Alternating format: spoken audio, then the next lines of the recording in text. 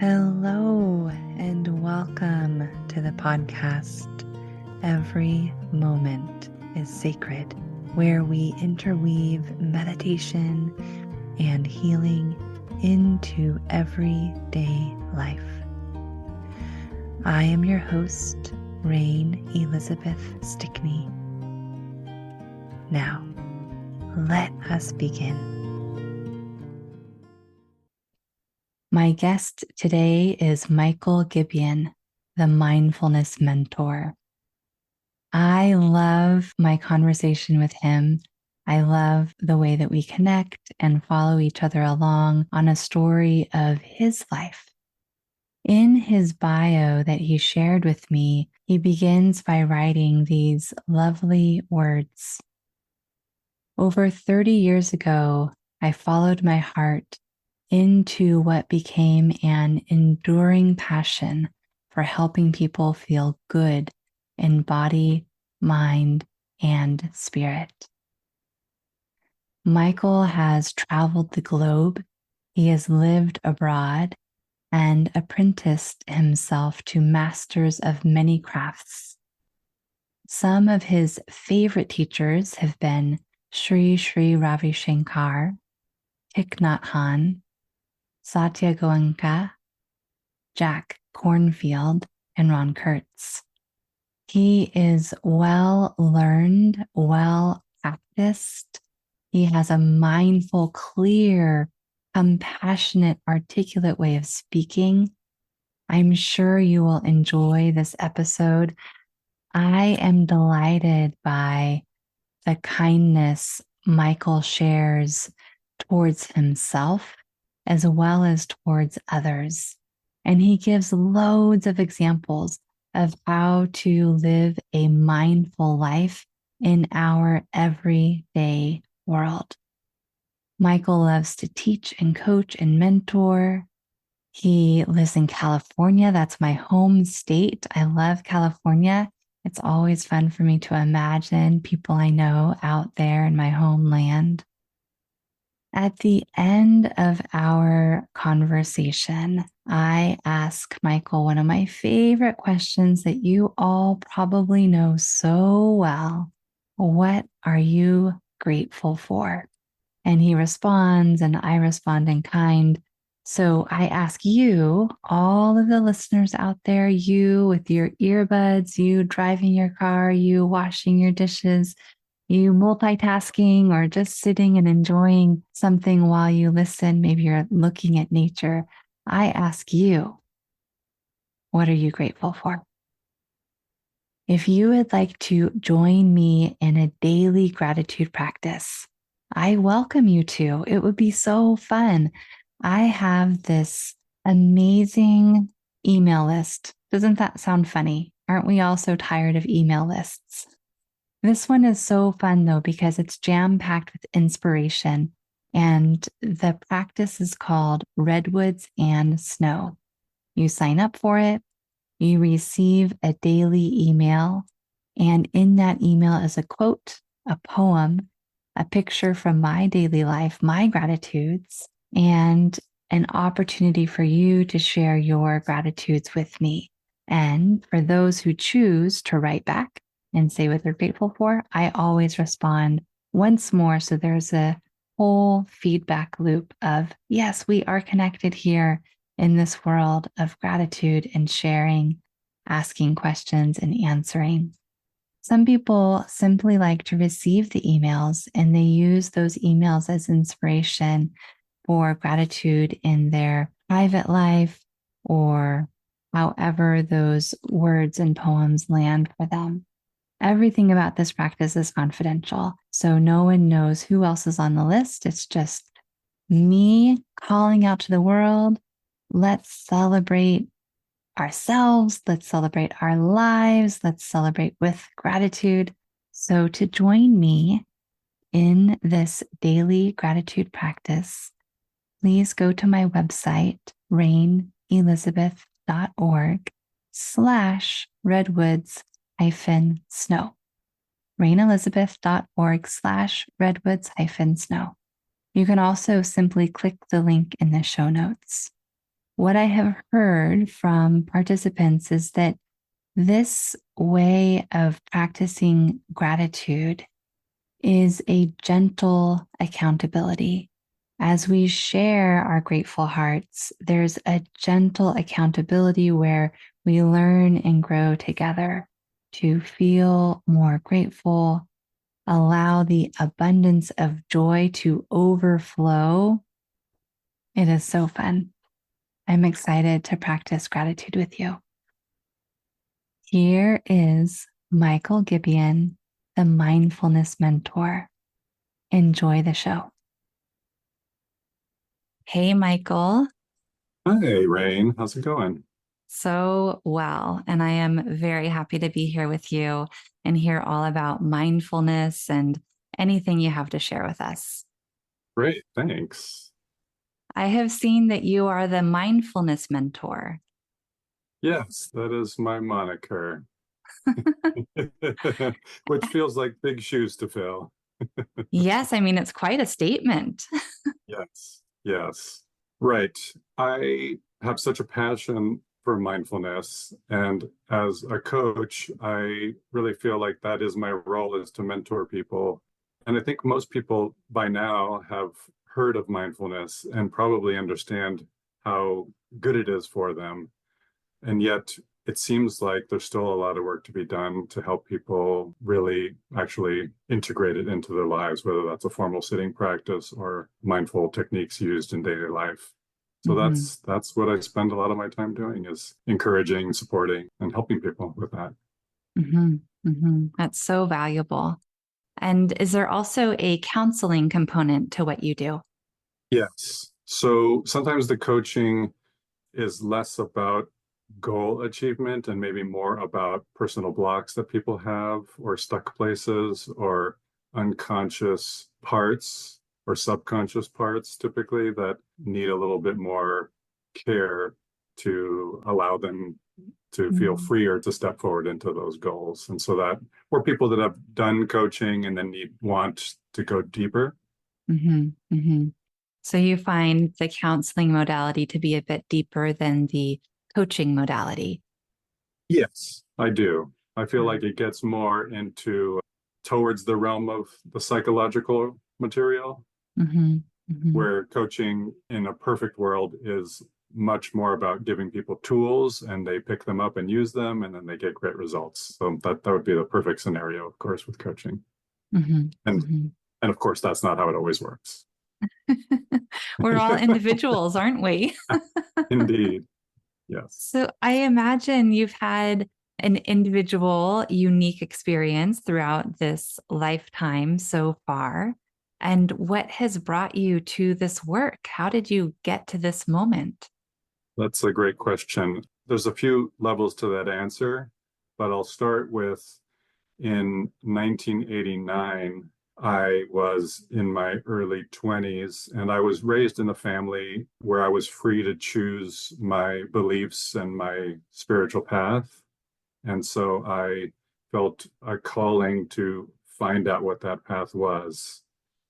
And culturally, I'm Jewish, and I had been bar mitzvahed, but I didn't feel spiritually a connection to that necessarily. So I went Mhm. looking for what might be my path. And for a lot of years, it was very much a smorgasbord of picking and choosing elements that I liked and leaving the elements I didn't like. And it wasn't really till I came across meditation and yoga, mainly in the Hindu tradition originally, Mhm. that I felt I had sort of come across a path that I could really embrace. Because I always felt like having to sort of sift through traditions and leave behind the parts that bugged me about it didn't quite satisfy. So when I came across the yogic and meditation practices originally, that felt like something I could really sink my teeth into. Mhm. And early on, I met a teacher through some really interesting synchronistic experiences that felt like the right person to really invest my time with. And for a long time, everything he shared felt like truth to me.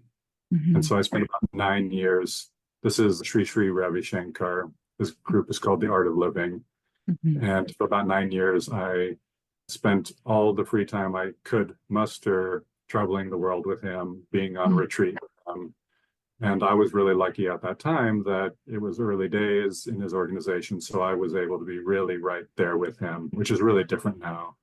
And sort of the pinnacle of that was I went to India during the Mahakumbha Mela, which is the largest Hindu pilgrimage where millions of people descend. And in this case, it was in Rishikesh in the northern part of India. And he asked me to be part of a team that would go ahead. He was going to be on tour, and we would go ahead to all the places where he was going to speak, sort of as his entourage, and make sure that all the arrangements had been made. And then while there, sometimes I would go up on stage before him in front of 5,000, 10,000 people, Wow. and a little bit about my experience with this practice. And it was really an incredible experience. It was a little bit like being on tour with maybe with a rock star, but with a rock star in the spiritual realm. Mhm. And it's interesting because he came out of the transcendental meditation lineage, which is what the Beatles were involved with. So there is sort of that rock star vibe in that tradition, I guess, anyway. Mhm. Mhm. Yes, I can feel into that. I have not studied transcendental meditation, but I know a lot of people who have. And for our listeners, how would you describe what TM is? Yeah. So what Shankar was teaching was a slight derivation of TM, but in general, it's a mantra-based meditation where you're given a sound that you put your attention to that's meant to be the anchor for your attention. And when you get distracted, then you bring it back to that anchor. What he did to refine it, which I find really actually valuable, was that it was a mantra meditation where you used it only long enough till you got absorbed into the moment, and then you'd let go of the mantra as well. So then you could just be a little bit more in bare attention, which is more of a Buddhist style. So it was Mm. a little bit of a hybrid. The benefit of this practice, mainly for me, after almost 10 years of practicing, was that it really kept me at a very high, sort of blissful state. And that was wonderful for that time. And as we talked about earlier, the downside for me was that it led to what I now think of as a spiritual bypass, where I felt like because I was in such an elevated state a lot of the time that I was sort of above the fray of my psycho-emotional self. Mm. And when I started to really look more inward in that way, I felt like I had a lot of work to do still. So let's play with that a little bit. Do you feel open to some playfulness? How do you think that happens? Because there is a lot of hype or energy around high vibe meditations or spiritual states or teachers who are very skilled at taking a group of people into that blissful realm. And there's a lot of enthusiasm, there's deep faith, there's devotion. And I also hear you describing that there's another order of reality, or so to speak, that could also be attended to, that may or may not be transmuted through these higher states of consciousness. And what do you think is happening there? Yeah, that's a great question. So I think of it in two ways. I really feel aligned with Ken Wilber's notion of different lines of development so that there's different elements to self, and that each type of practice is going to develop us. It's like digging separate wells. And so if you dig a bunch of shallow wells, then you only get so far in certain areas. Or you could spend, in this case, I spent almost 10 years digging a very deep well in a particular spot. Mm. And so that got depth there, but left me shallow in other ways. So that's one way to think of it. The Mm-hmm. other way I think of it is I really love Richard Schwartz's work, Internal Family Systems, which is a system where self is made up of all these different parts. And so in this case, that style of meditation really soothed and addressed and nurtured certain parts, but left other parts unattended to. Mm-hmm. Mm-hmm. So well put. I see what you're saying. You're illustrating it beautifully. What gave you the value to look deeper in these other areas where there might not have been such a deep well?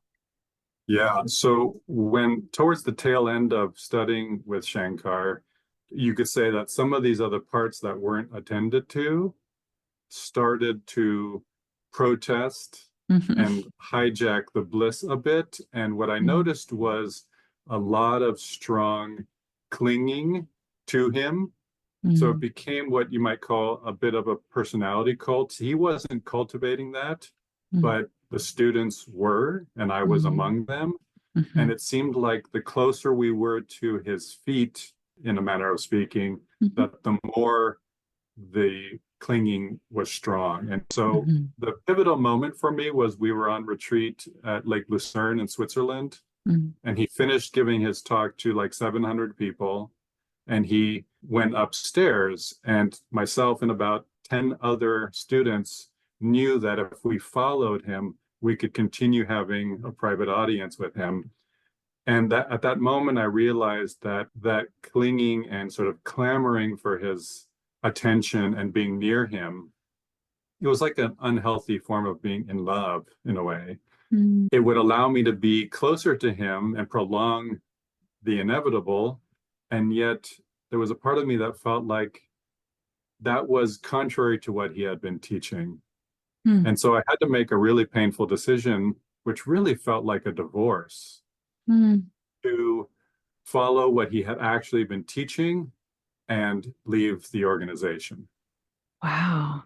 What a And I moment. spent quite some time mourning that, like a real breakup, because it meant so much. It was so important to me, and it had given me so much. But that those parts of me that weren't being nurtured, those voices got louder and louder, and I felt that I had to attend to them because it started to become a problem. Mm-hmm. Mm-hmm. And there was, in Hakomi, we call the sense of feeling right about something, we call that aliveness. And there Mm-hmm. was such an aliveness for leaving despite it being painful that I Mm-hmm. had to follow that. And I've Mm-hmm. learned over time that aliveness, even when it's painful, is the right thing to do. And I experienced that like when my grandmother died. It felt Mm-hmm. so alive to mourn her, to give time to that, even though it was so painful. Mm-hmm. And so Mm-hmm. that's really guided me in not avoiding difficult and challenging and painful things, because Mm-hmm. with that pain is the rightness of doing that. Mm-hmm. And so in this case, it felt so right despite it being so hard. Mm-hmm. And it proved to be true. Mm-hmm. Wow. I get that aliveness that can be alive even in a difficult situation. And to follow that aliveness, I believe takes a lot of discernment. Do you know what I mean by that? Yes, it's like there's multiple voices or Mm-hmm. directions or Mm-hmm. pulls. Mm-hmm. And this is kind of my thing. I've spent a lot of time looking at and listening to these parts of myself and taking them seriously and aligning myself with them.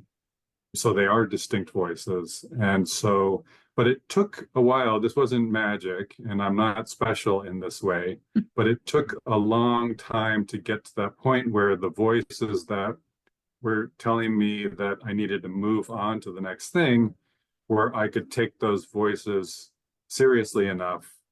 Because it's like an identity crisis. It's like when you give up something that your identity is based on, Mm-hmm. it's really painful.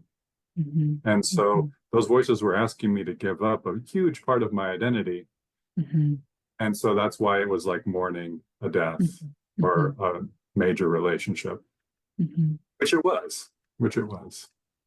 I imagine seeing through an illusion and Mhm. becoming closer to who and what you truly are in that movement, even though Ravi Shankar has been such an important teacher for you, you are you. And does that speak to you that perhaps there was some sort of an illusory identity that needed to fall away? Yeah, that's an interesting way to think of it. I also think of it also, again, in that internal family systems way, Mm, where certain parts were at the forefront of how I was making decisions and following him and being with mm, him. And those mhm, parts were being nurtured, but that wasn't necessarily self. mhm, mhm, And so it was actually self that was calling me out and saying, this isn't quite right. mhm, mhm, And so the mourning came for those parts of me that were getting so much from that relationship because it was painful for them to have to step back and accept that self could come forward. mhm, And what I've learned over losing so many things and mourning so many things over the course of my life is that I have to make space for the next thing to come in. There's only so much room. And so intellectually, at least, and then eventually it's more in the body and more in the emotions of it. But I know that by letting go of that part of my identity and not letting those parts run me quite as much, that something would replace it. And in this case, something even greater, something even more balanced, and something more actually aligned with self, which mhm, is very much what I'm motivated by. Because I feel like when I'm not aligned with self, I'm much more likely to suffer. And that's what was happening, was that mhm, despite years of feeling so blissed out and elevated, that the suffering was sort of under the surface because self wasn't quite being tended to. And eventually, through awareness, that percolates more into conscious awareness for me. And then I could feel that. And I'm so motivated not to suffer unnecessarily. mhm. Life is painful enough. Yes, we don't need to create it for ourselves. I don't need to add any more to the pile. No. Oh, I agree with you. So before we leave Ravi Shankar, I'm going to ask a very vulnerable question, which I have not asked you before, but this just shows my own naivete. And okay, so is the Ravi Shankar that you're talking about the same as the musician Ravi Shankar? Is this the same person? No, it's not the same person. Okay. Yeah, exactly. No, that's an important question because everybody's heard of the musician. Hmm. It's a different person. It's a bit like John Smith in India, where Ravi Shankar, believe Hmm. it or not, is a pretty common name. Hmm. Sure. Yeah. So if people are curious and want to look that up, look up Sri SRI Hmm. Ravi Shankar. It's a different Hmm. person. Hmm. Great. Okay. I might not be the only one confused, but if I am the only No, one confused, I'm happy to I just don't be think you are. vulnerable. I've been asked that question before. Yeah. Okay. Okay. So you go through this process of leaving a teacher who means a great deal for you. And what happens? The space that got created once I sort of had healed from mourning that loss was a bit of a pendulum swing, as is common when we move from one relationship to another.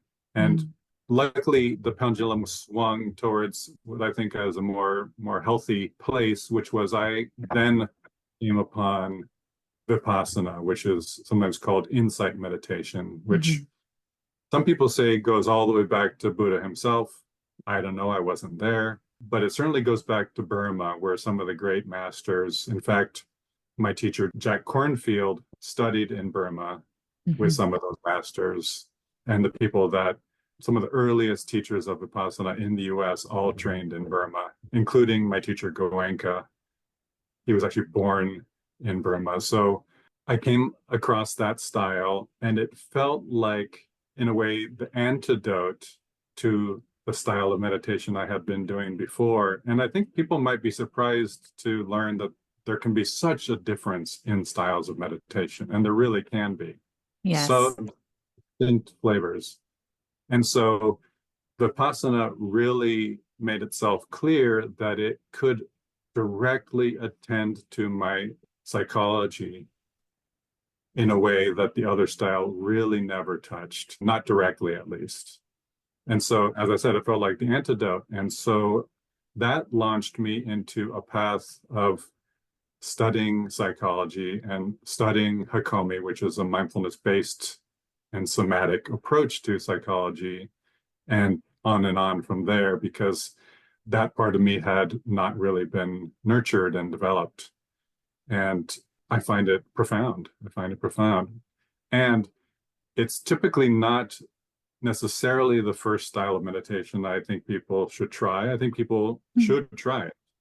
But it can be confronting, because I think if people come to meditation with the idea that they're instantly going to just feel good, well, that I think is sort of a really, that's a misnomer for one in general, but specifically with Vipassana, I found that I feel good from the dealing with my inner parts, my challenges, my wounding, the pain that I carry. And that led me to, and still leads me to, addressing some of the oldest wounding that I have, which actually comes from the age 5 or so, when my younger sister died as an infant. Gosh. Yeah, so that was a really powerful, incredibly formative experience for myself and for my family. And some of my main characters were developed because that's early childhood development. That's attachment period, right? So some of my most core elements came from that experience. They're informed by what 5-year-old Michael decided that meant, right? So one of the ways that that really shows up is that I have a pretty strong self-reliant character, because you can imagine that my parents were so in grief, and they were 20 and 23. So the self-reliance comes from that part of me believing that I can't really count on anybody else, right? And so I'm at 55 now, so 50 years later, that's still in me. And so through doing a lot of this kind of work, I've brought that into conscious awareness. And so it's a part I know well, and it's the part that I work to soothe and show that that's not the whole story. Wow, I'm so touched to learn that your sister died as an infant. What a big deal, and I'm so sorry to hear of that loss. Thank you. Thank you. And of course, so many people experience major life upsets like that. And I'm really fortunate in that, I think in part because my maternal grandmother lived with us, so I had a second mother in a way. One of the common ways that something like that can show up in people's lives is that it can really make it hard for them to have successful, intimate relationships, because so much mistrust and not believing that things can work out, and that metaphorically, people don't stay. All those qualities are there for people. And so luckily, I don't have that. And I've been really fortunate to have several really great intimate relationships, including my current one of over 20 years. So I feel fortunate that some of how that shaped me didn't play out. How lucky to have your maternal grandmother right there with you. It's such an intense time for your whole family. Yeah, it's true. It's true. And my poor parents, I mean, as an adult now, I intellectually so empathize with how challenging that must have been for them. And at the same time, in order for me to have worked with these parts of myself, I have to let go of intellectualizing it and kind of letting the hook through understanding, because the child part of me that was wounded by those experiences and by them being so distracted by their own grief is still 5 years old. So that part doesn't care about the intellectualization of it. That part just knows experienced. And so for me to have tended to that part, I have to let go of, I know quite a bit about how this works, and yet I have to be willing to just let that part feel what it feels, and in a way reparent that part myself. How does Vipassana help with that? Or how did Vipassana help you identify that part or get to know the specific wounding as it was living in your psyche? In general, because Vipassana is a style of meditation where we stay really open to anything in our field of awareness, right? So body sensations, thoughts, emotions, the surroundings. And so over time, by really just sitting, I think of it like you're at the beach and you're looking at the ocean and you're just watching for any little ripple come to the surface, right? And so by spending enough time doing that, I started to notice that even though I'm a pretty well-adjusted person and I've had successful relationships and I tend to be happy, that there was still those parts were there in me that were just the realm of the subconscious. And so Vipassana was a way to look at that place where the subconscious and the unconscious kind of interface, and I could start places bubble up, and that's the beginning of learning how to work with. Mm-hmm. In Vipassana, is there a body scan element? Yes, there can be. There can be. There are different levels to it, of course, and so the body scan is where you systematically go through the body, starting at the toes maybe, and you work your way all the way up. It's a little different in that what it does, it allows you to sort of really take a great inventory, especially for people that aren't used to including the body and sensations into what they're noticing.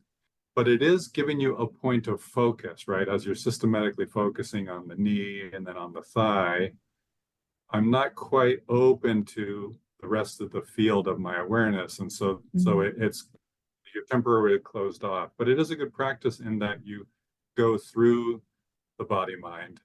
And I think it opens up what are all the things I could be attending to in that bare attention. So it's a great, when you go wine tasting and somebody says, "Oh, I taste cherry." And it's like, "Oh yeah, I actually taste cherry," but it took them saying that. So the body scan, in a way, points out many of the things that you could be paying attention to in a systematic way. And then it allows you then, when you're doing bare attention, to have a sort of a wider palette of things that I could be attending to. So if you were to sit down for a Vipassana meditation, how do you approach your practice? What kinds of steps or mindfulness would you be using in that specific style of meditation? That's great. So the first thing I like to do is try and set myself up for creating a really strong habit. So I like to try and meditate or set aside time at the same time each day. I think that helps. And if I can't do it, then that's fine. But the more things that are the same, the better. So the same time of day, maybe even having, if someone has the luxury of having a dedicated space for it, that's great. We have a small house, so it can be on the sofa some days or on the bed other days. It doesn't seem to matter as long as wherever it's quiet, having minimal distractions. And then having a really upright and comfortable body posture is really critical because you want to be sitting in a way that doesn't lead to having more body sensations than necessary, because they will be there anyway. But I have to say that even in traditional silent retreats, they do allow people to sit in chairs. They do allow people to look against the wall and sometimes even lie down. And so it's critical that people be willing to find what works for them. Like for me, when I lie down, I fall asleep. So that doesn't work for me. And I've sat on a cushion for a long time, so I'm pretty comfortable with that. But sometimes I sit in a chair or on the sofa with lower back support. So being physically comfortable. And I also like to think of having sort of like a regal quality to where there's a real sense of poise to my posture and my spine nice and tall. And I think that really can help a lot too. And then I turn my attention to my breath. And there are two main ways that we can do this. One way is I can focus on my belly rising and falling. And that's a nice sort of general way to do it. And it's probably a good way to start because it's general enough. But as soon as people start to feel like the muscle of concentration gets stronger, it's like doing bicep curls. Eventually that muscle does get stronger. And so when you choose to focus on something, you actually can. My preference is to focus on the area around my nose. And Mm. traditionally taught to focus on the entire triangle of the whole nose and the upper lip.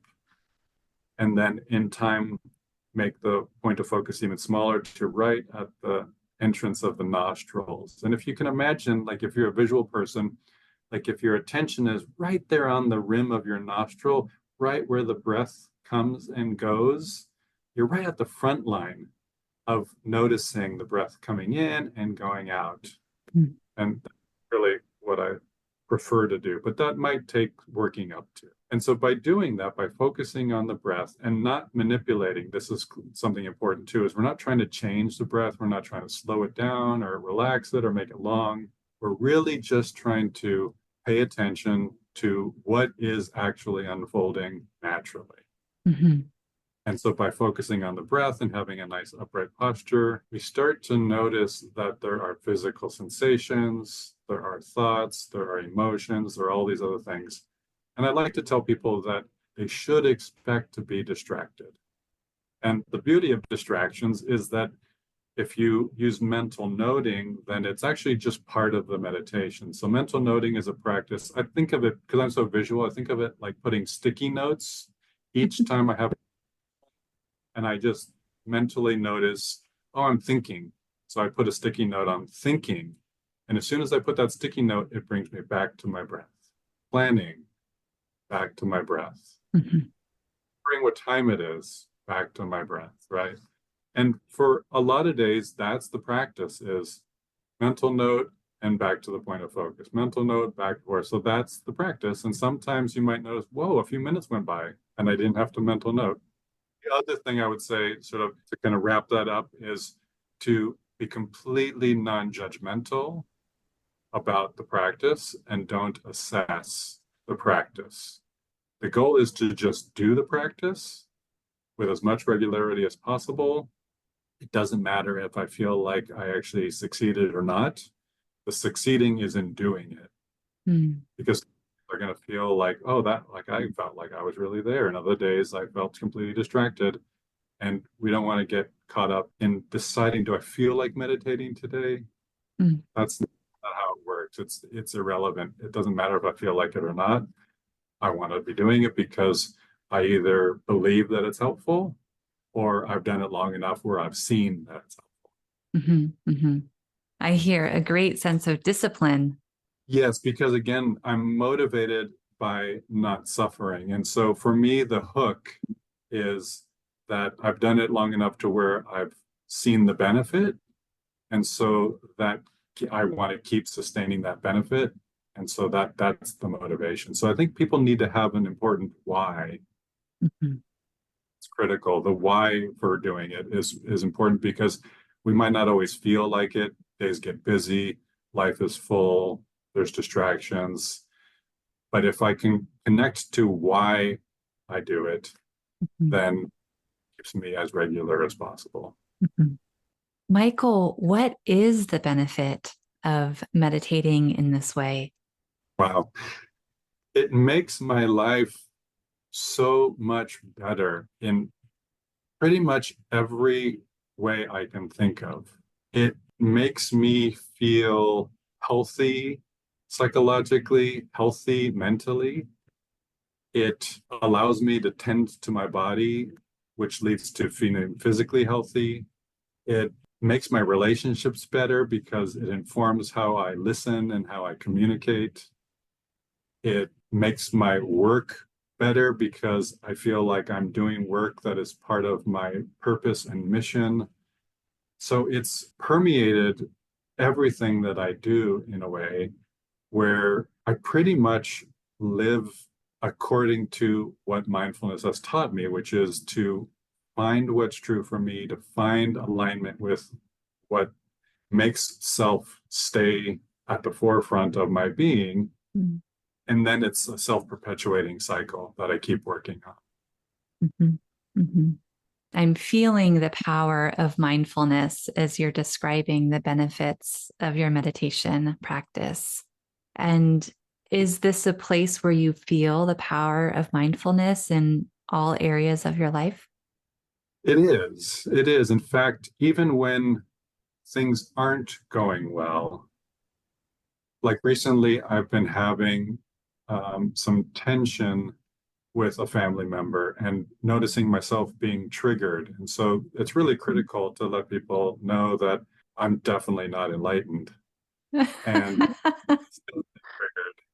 And I've been noticing that happening. And so that, but because I apply mindfulness to, oh, I'm noticing that I'm getting triggered and I'm noticing it's such an old and familiar way that because I'm noticing that, then it allows me to actually do something about it. And again, because I'm so motivated to have mindfulness inform and clear up all the elements in my life that it can, that I've actually just gone back to working with a therapist so I can kind of clean up some of those things that are still there. Because as I said before, that having a self-reliant part of my character, it's easy for me to say, oh, I know what to do about this. I know how to work with myself in this regard, but that can play into the self-reliance, right? And so just to keep myself honest, I rehired another therapist, mm-hmm. and I'm back into doing another piece of work because I don't like to be triggered.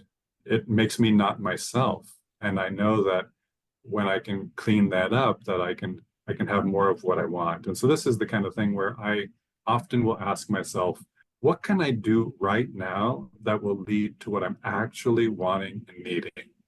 Mm-hmm. And when I ask myself that at any given juncture in my life, often it's be more present, be more direct, be more self-loving, speak from the part of me that has a need and a want that isn't being tended to. So it's a great way to take a self-inventory, because I think it's easy to just get lost in the busyness of life, and we're kind of on autopilot when that happens. And that sometimes it just takes that to get through the day. But when I can take a moment to slow things down and not just try and survive the day, but try and thrive a little bit more in my day, the things that I'm asking myself. And that happens in conflict with other people sometimes, where there's a misunderstanding, we're not quite hearing each other. And so I'll ask myself that. And it's almost always, the answer is almost always, I want connection. I want the connection to be deeper. And so that softens the part of me that wants to be right or prove a point or get them to take my opinion. And it allows me to just cut to the part, well, what would actually create the depth of connection I'm after right now? Mm-hmm. And so it kind of it takes me off the hook in a way from being caught up in the sort of autopilot part of myself. Mm-hmm. And then I actually take charge of that moment. And the amazing thing is that pretty much anybody that I cut to something that will lead to deeper connection with, they respond in kind, because it turns out they want the same thing. And I think we want that more than being right or being persuasive. What we all want at the heart of it is, of course, to be heard, but it's that connection, right? So it creates a whole new cycle. And then more and more of my relationships are built on that, because I have less inclination to have relationships that can't be deeper. Mm-hmm. Mm-hmm. And when you notice that you are on autopilot, even just for a moment, how do you take charge? How do you shift gears and do something different? So one of the techniques I use, and it sounds kind of funny, but my teacher, John Eisman, says, take a moment to just pause and ask yourself, is this behavior, is this way of thinking, this way of being, is it more like a pleasant massage, or is it more like a hammer to the head? So by forcing yourself to this choice point, like, is this working for me or is this not working for me? It leads you down a path, right? And so in most cases, in all cases, I much prefer something that feels more like a massage. So nurture that and I follow that, and I don't have to negate or deny the part that feels like a hammer. I just feed into the part that feels like a massage. So if I'm feeling caught up in a disagreement and I'm heated and I want to get you to see my point of view, I ask myself that question, and that typically feels more like a hammer. So then it's like, well, what would feel like a massage right now? And again, that leads me to feeling connected, feeling heard, feeling seen, Mm-hmm. having more with the other person or with myself. Mm-hmm. Again, because I don't want to suffer, I'd much rather have a massage than a hammer. In this moment of choice, it sounds like going with ease, looking for what a more naturally flowing direction is, rather than trying to do something and going against or being in opposition. Yes, yes. Sometimes it takes work to find ease and to sustain it, or we lose track of where it is. So there is some work involved, but just connecting to it's like a river. Once you get to the edge of the river, the flow is just rushing by, and all I have to do is jump in. Mm-hmm. But sometimes I navigate through a forest of this ease to get to, right? So, but again, by asking myself, I'm creating an awareness like, oh, I'm actually not in a place of ease. I'm not in a place of flow. I'm not in a place where I'm aligned with what really matters to me. And so let's go looking for that flow and that ease. Mm-hmm. Or that's the other thing to keep in mind is that that state of ease and flow isn't something I necessarily have to cultivate. It's just something I have to unveil.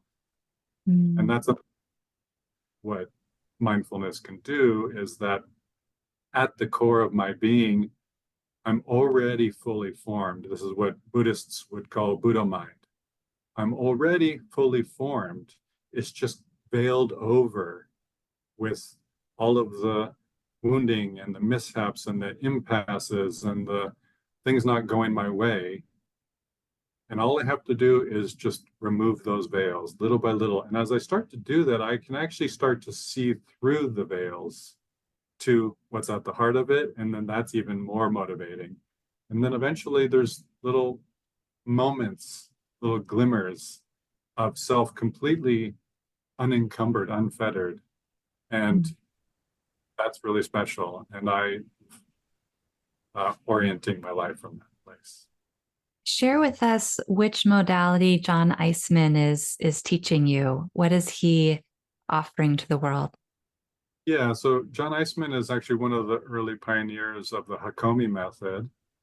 And he was my head teacher in Hakomi, but he developed a modality called recreation of the self.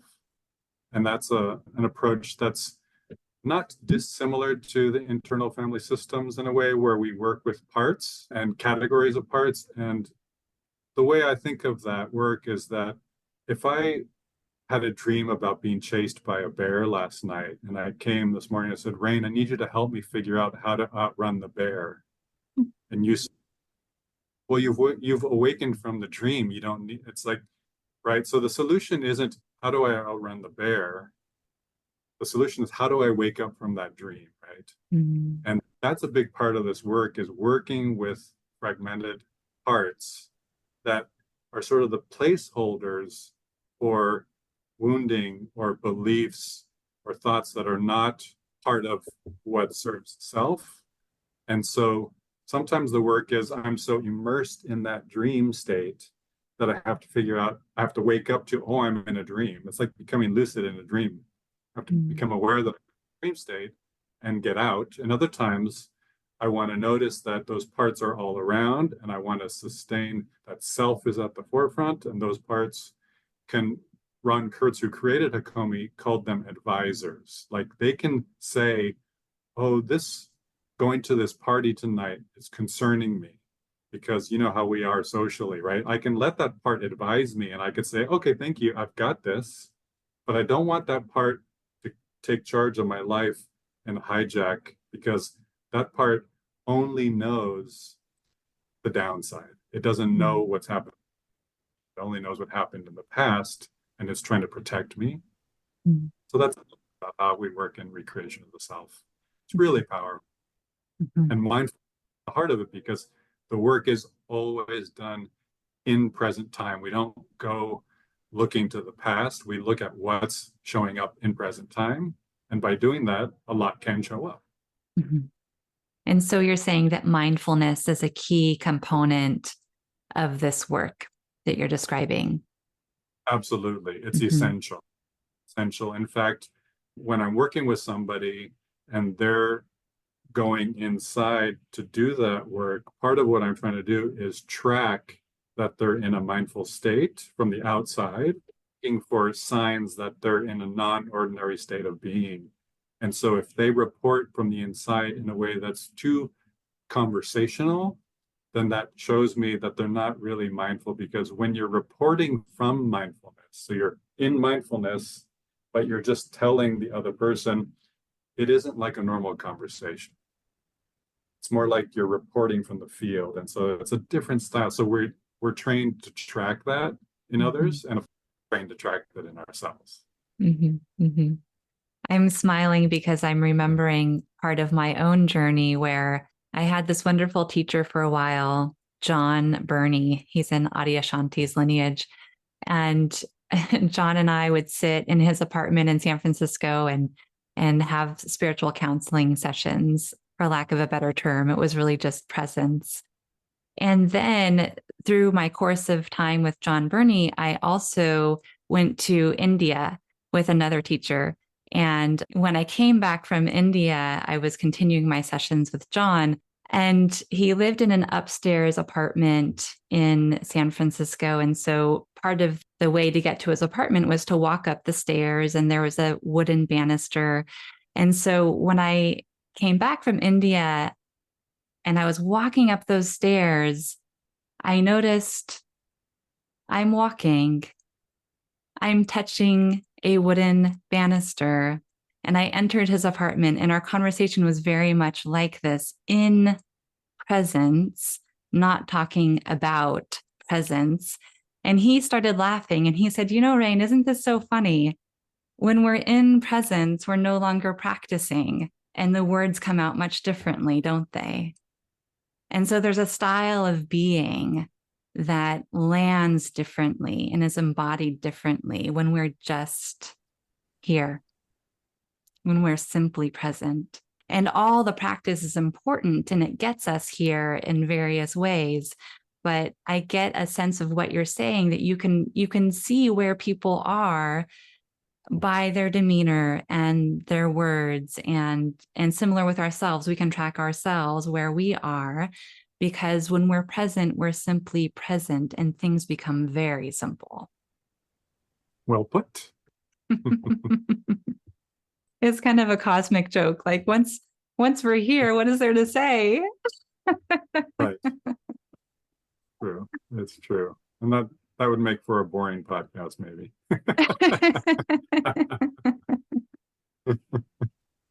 I was going to say, it makes me think of a modern mantra that I like to use, which is, imagine that this next moment is as if I invited it, right? If I think of whatever arises as I invited it, there's a way to relate to it that has more acceptance and more ease to it than, oh, I was hoping for chocolate ice cream, or I was hoping for sunny weather. And so there's so many little ways that we can sort of hack our way towards that presence.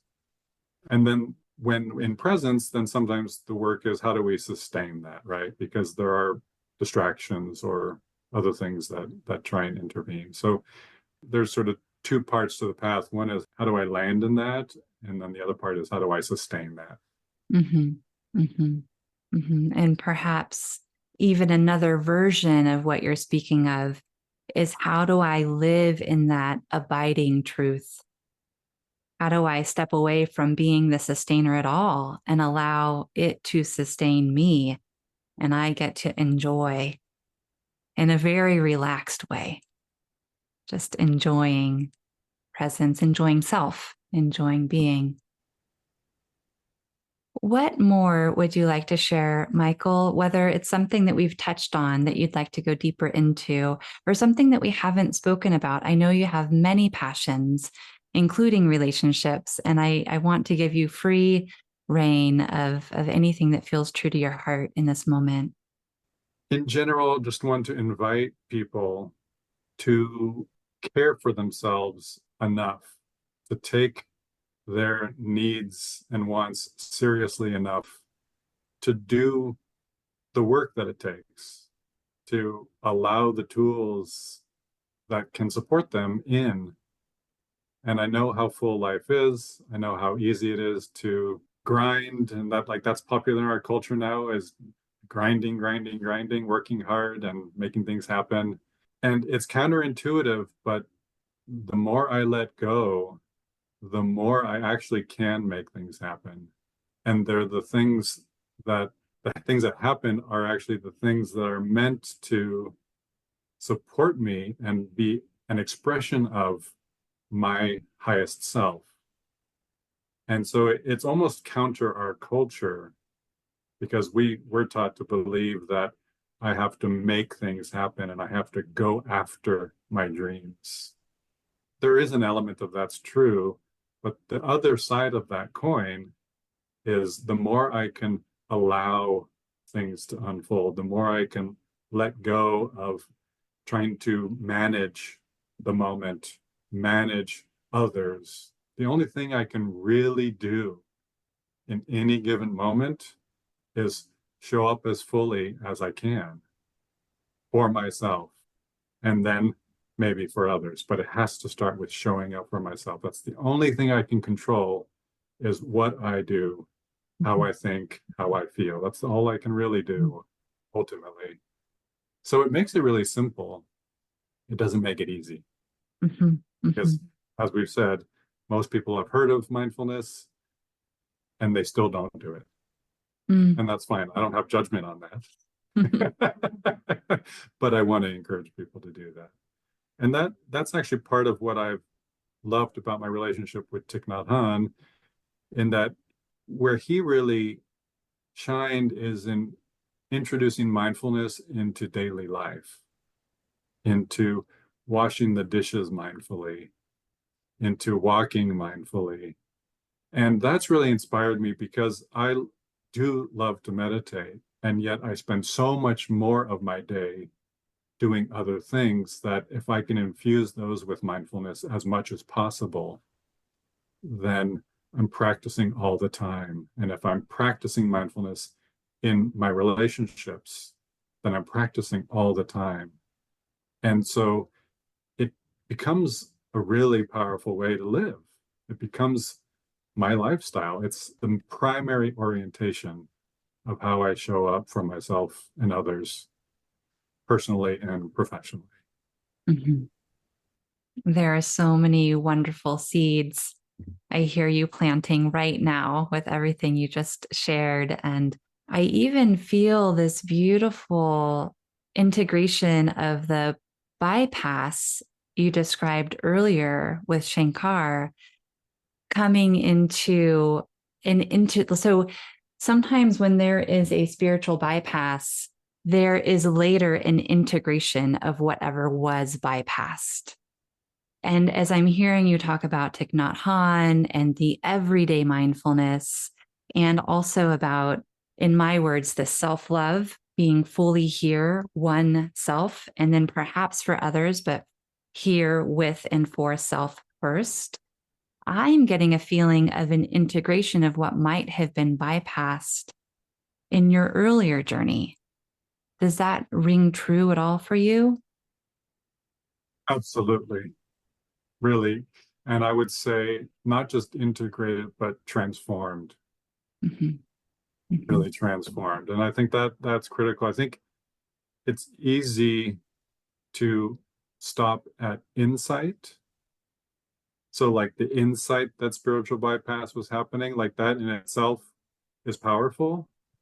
But to take that insight and make it transformative, or in your word, to integrate that, takes a few more steps, but the payoff is huge. I feel healed from that bypass. Mm-hmm. Yeah, it's life-changing, isn't it? Completely. Completely. Mm-hmm. Mm-hmm. Wow. What a joy to speak with you and spend this time together. Thank you so much for your presence and everything that you're sharing. And And really, I could go on for days in this conversation. So I we'll know. slowly wind up, but I appreciate I you agree. so It's been much. a real pleasure. Thank you. Thank you. I appreciate you too. Thank you. Where can everyone find you, and what do you enjoy offering to this world? We started with coaching and counseling, but fill in the gaps a little bit. And how can people connect with you, and what will they find? Yeah, so I would encourage people to take a look at my website. It's michaelgibian.com. It has quite a bit of information about where I'm coming from and how I support people. So let's close with what we're grateful for. What are you grateful for, Michael? I'm grateful for my primary relationship. My partner and wife, Jen, has been one of my greatest teachers, and she's not a guru from India or a meditation master from Burma, but she has taught me so much about truth and presence and emotional strength. I'm so inspired by how she shows up for herself and for us. And I hope I'm meeting her there. Mm, so beautiful. And I am grateful for you. I'm grateful for this conversation and being led by you and following your journey and being able to play around with different thoughts and ideas with you. I'm grateful for the technology that allows us this moment that we get to share with the world. And I'm grateful for all the listeners, everyone who tunes in and will be lit up by your words and your presence. Michael, thank you so much for being here. Thank you, Rain. I've really enjoyed it so much.